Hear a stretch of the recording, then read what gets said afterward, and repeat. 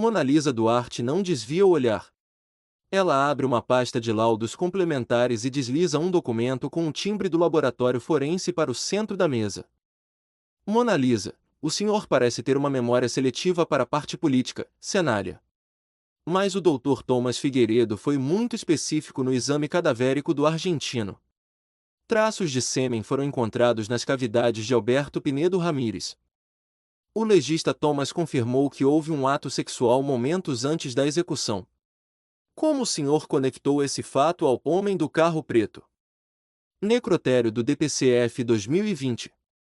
22h45.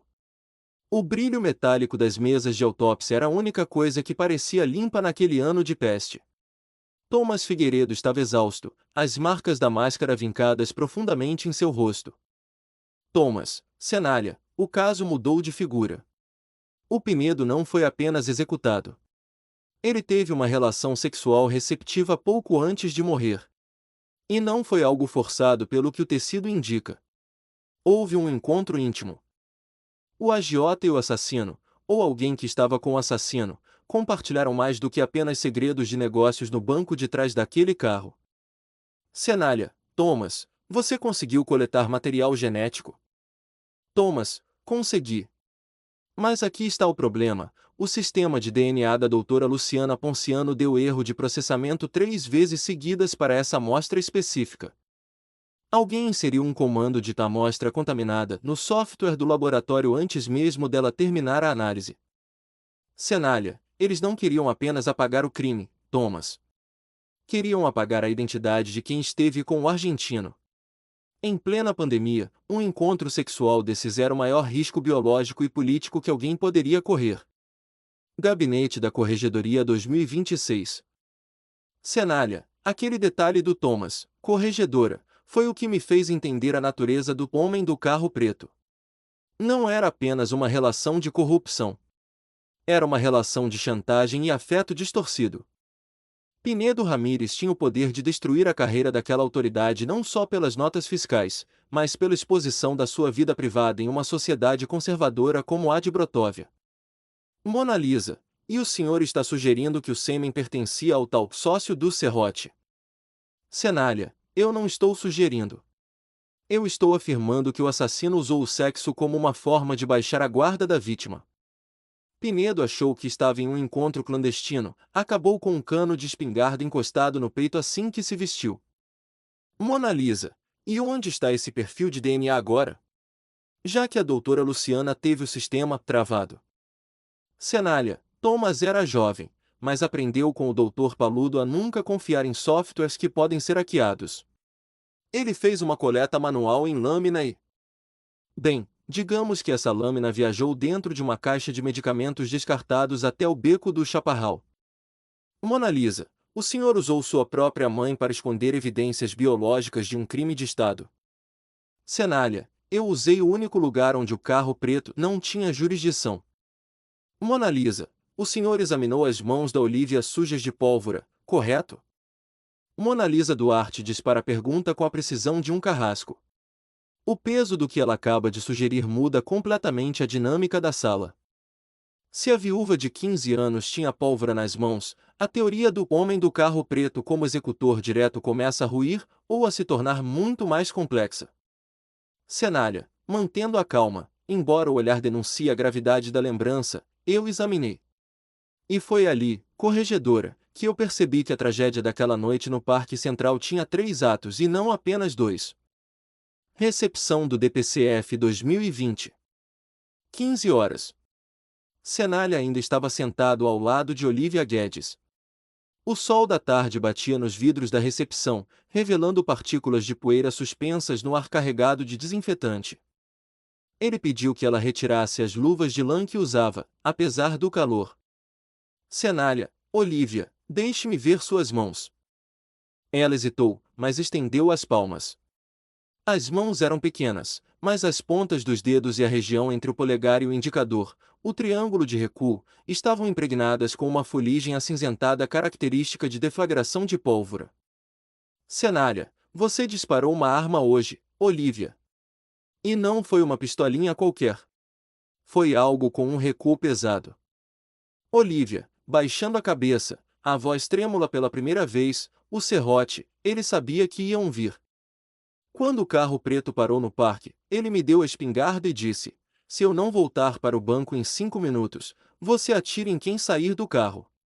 Ele saiu para falar com o Pinedo e o outro homem. Mas o outro homem foi mais rápido. Eu vi o serrote cair, eu fechei os olhos e puxei o gatilho da janela do nosso carro velho. Cenália, você acertou alguém? Olivia, eu não sei. Eu só vi o clarão.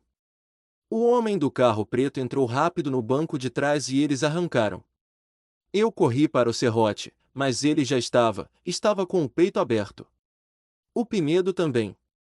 Eu joguei a arma no lago do parque e fugi a pé antes de vocês chegarem.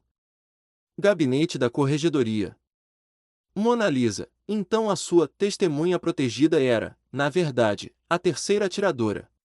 O senhor ocultou uma homicida, ou pelo menos alguém que tentou matar, sob o teto da sua própria mãe. Cenália, eu protegi uma criança que foi usada como escudo humano por um contraventor e como alvo por um político, corregedora. A pólvora nas mãos dela explicava o porquê de um dos estojos de calibre 12 encontrados pelo Wagner Trindade estar a 10 metros de distância dos corpos. Não foi o assassino que o deixou ali. Foi a Olivia. Mona Lisa, e o exame de balística? O Wagner disse que as armas oficiais estavam sendo limpas. O senhor comparou o tiro da Olivia com o tiro que matou o serrote. Cenália, comparei. E foi aí que o nó górdio se desfez. O tiro que matou o serrote e o Pinedo veio de uma munição tática impecável. O tiro da Olivia era munição velha, de caça. O projétil dela não atingiu o assassino, mas atingiu a lataria do carro preto. Mona Lisa, e o senhor encontrou esse carro? Cenália, eu não precisei procurar. 2 dias depois da coletiva, a caminhonete oficial da Secretaria de Segurança Pública foi enviada para reparos de emergência após um suposto acidente com uma pedra na estrada.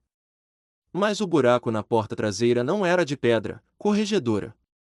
Era de um balote de caça disparado por uma menina de 15 anos.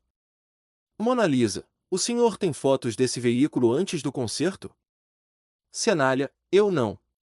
Mas a Rivera, lembra que eu disse que ela não usou a câmera do departamento? Ela seguiu o guincho até a oficina. Mona Lisa, e foi daí que você identificou o verdadeiro assassino diante do seu nariz. Mona Lisa se levanta. Ela caminha até a janela do gabinete, observando o movimento lá fora antes de se virar bruscamente para a Cenália. O olhar dela é de quem finalmente montou o quebra-cabeça, mas detesta o que a imagem revela. Mona Lisa, o senhor tinha a balística oficial adulterada, o DNA travado, uma estagiária com fotos de uma caminhonete alvejada e uma menina escondida em Canoas. Mas o checkmate não foi tecnológico, foi? Foi o comportamento. Foi o fato de que o assassino estava tão seguro de sua impunidade que continuou agindo como se fosse o herói da pandemia. Gabinete de Segurança Pública 2020. 2 semanas após o crime. O chefe de segurança da época, antecessor de Ricardo Mota, recebia a Cenália para uma reunião protocolar. O ambiente estava carregado com o cheiro de ozônio dos purificadores de ar. O chefe, Cenália, o caso do parque está encerrado. O relatório final da prefeita foi aceito. Foi uma briga de gangues. Agora, precisamos focar na escolta dos novos respiradores que chegarão amanhã. Cenália não ouvia. Ele observava. O chefe usava um terno impecável, mas quando ele se inclinou para assinar um documento, Cenália notou algo. Na lateral do pescoço do homem, quase escondido pelo colarinho, havia uma pequena mancha circular, uma marca de cicatrização recente. Cenália, pensamento não era uma mancha de pele. Era uma marca de estresse por pressão. O tipo de marca que o recuo de uma espingarda tática deixa em quem dispara sem o apoio correto no ombro ou quem não está acostumado com o impacto de um balote pesado. Naquele momento, a doutora Lívia Napolitano entrou na sala com um prontuário. Ela olhou para a Cenália e, com um leve movimento de cabeça, confirmou o que já haviam discutido. O perfil psicológico do assassino era de alguém que sentia prazer no controle absoluto, o controle da vida, da morte e da narrativa oficial. Cenália: chefe, o senhor teve cuidado com a Covid? Dizem que o vírus ataca quem está com a imunidade baixa pelo estresse ou por encontros clandestinos em carros oficiais. O homem congelou por um milésimo de segundo. Foi o suficiente. Gabinete da Corregedoria. Cenália: o assassino era o homem que deveria proteger Brotóvia. Ele mantinha Olivia como um troféu de poder, usava Pinedo para financiar sua campanha política e o Serrote para fazer o trabalho sujo. Quando os dois tentaram chantageá-lo com as notas dos respiradores, ele usou o protocolo de segurança máxima da pandemia para eliminá-los pessoalmente. Ele achou que as máscaras e o álcool em gel apagariam o cheiro do sangue. Mona Lisa, e por que o senhor não o prendeu naquela hora, detetive? Por que esperou 6 anos e uma investigação da corregedoria? Cenália: ajustando o chapéu e olhando nos olhos de Mona Lisa, porque em 2020, o sistema era ele. Eu precisava que a poeira baixasse. Eu precisava que a Rivera se tornasse agente, que o Wagner guardasse as provas e que a Olivia crescesse para poder testemunhar sem medo. Eu não queria apenas uma prisão, corregedora. Eu queria o desmantelamento da rede que ele criou. Mona Lisa, o senhor jogou um jogo longo, Cenália. Muito perigoso. Cenália: no Rio Grande do Sul, corregedora, a gente sabe que o inverno é longo, mas o sol sempre acaba voltando para o Pampa.